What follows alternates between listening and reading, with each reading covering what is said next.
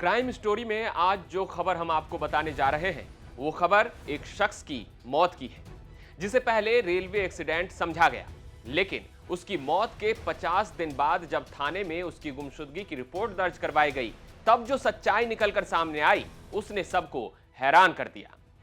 नमस्कार, मैं हूं आशीष कुमार झा और आप देख रहे हैं हरियाणा तक का यह खास शो क्राइम स्टोरी।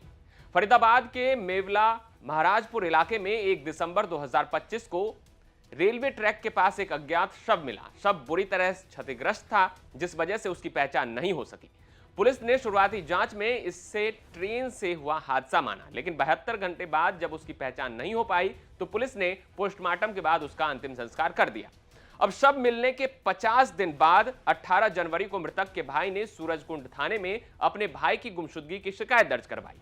जब पुलिस ने शिकायत में दिए गए हुलिये का मिलान पहले मिले शव की तस्वीरों से किया तो उसमें समानताएं नजर आई, जिसके बाद क्राइम ब्रांच डीएलएफ ने मामले की दोबारा जांच शुरू की। जांच के दौरान पुलिस को शक हुआ क्योंकि मृतक सुमन की पत्नी अंजनी ने अपने पति की गुमशुदगी की रिपोर्ट दर्ज नहीं करवाई थी। वो अचानक अपने ससुराल झारखंड चली गई थी।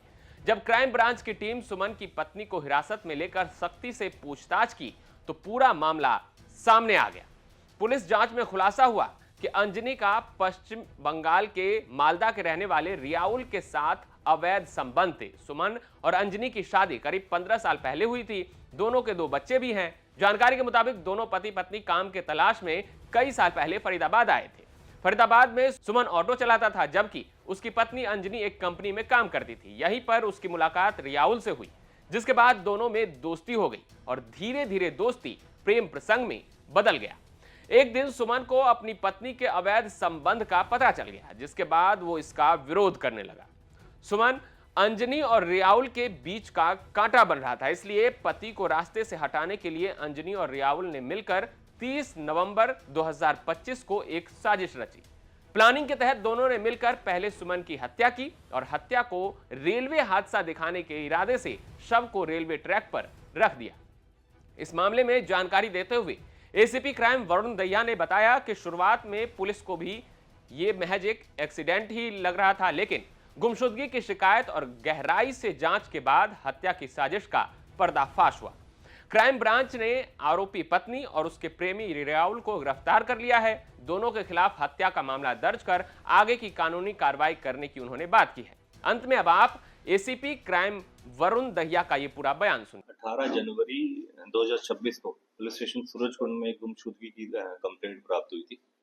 उस कंप्लेंट के ऊपर काम करते हुए आमतौर पर जो इलाका क्षेत्र है, अलग अलग गुमशुदगी की हमारे पास कंप्लेंट्स आती रहती हैं और उसके मद्देनजर हमारी कैट की टीम जो है वो इसके ऊपर संज्ञान लेती है और जो गुमशुदगी के संबंध में जो लोग खोए होते हैं, बच्चे खोते हैं या अन्यथा के व्यक्ति विशेष की गुमशुदगी की कोई रिपोर्ट दर्ज होती है तो उनके ऊपर वो कार्रवाई करते हैं।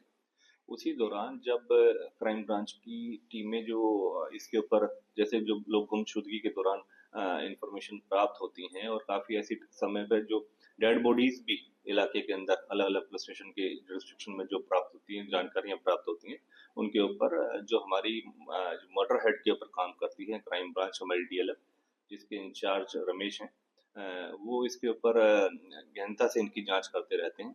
तो इसी दौरान जब 18 जनवरी 2026 को सूरजकुंड पुलिस स्टेशन में गुमशुदगी की रिपोर्ट प्राप्त हुई, उसके ऊपर संज्ञान लेते हुए हमारी जो क्राइम ब्रांच और कैट की टीमें हैं, उन्होंने उस एक जानकारी हासिल करी जिसमें पता चला कि 1 दिसंबर 2026 को मेवला महाराजपुर के पास रेलवे ट्रैक के ऊपर एक डेड बॉडी की सूचना प्राप्त हुई थी, जिसका फेस काफी डिस्टॉर्टेड था और उसकी जब जानकारी जब इस जो गुमशुदगी वाली डिटेल्स थी इसके साथ जब मैच हुई तो काफी तौर पर ये संज्ञान में आया कि कहीं ना कहीं ये वही डेड बॉडी है जिसके बारे में गुमशुदगी रिपोर्ट प्राप्त हुई है सूरजकुंड में।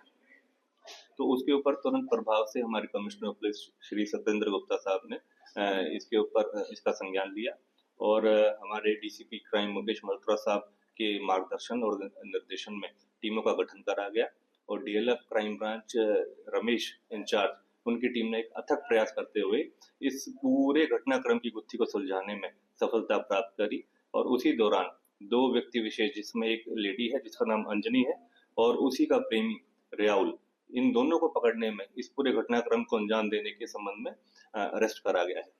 पृष्ठभूमि इस पूरे संबंध में ये है कि जो अंजनी है, वो जो मृतक जो डेड बॉडी हमें 1 दिसंबर को प्राप्त हुई थी रेलवे ट्रैक के ऊपर, उसकी वाइफ है और काफी समय से रियाउल के साथ ये प्रेम प्रसंग के अंदर थी और रियाउल के साथ काफी समय से इसका संबंध था, जिसके बारे में जो इसका हस्बैंड था, सुमन नाम का जो मृतक था, उसको पता चल गया था।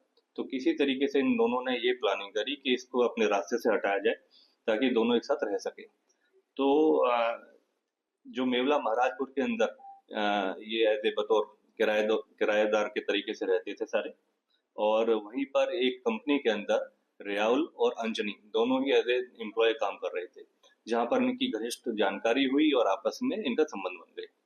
उसी दौरान जब इनका आपस में प्रेम प्रसंग चल रहा था, तो जो अंजनी का हस्बैंड है सुमन, उसको इनके बारे में कुछ जानकारी और आभास हुआ, जिस संबंध में इन्होंने ये सारी प्री प्लानिंग करी कि किस तरीके से इसको अपने रास्ते से हटाए।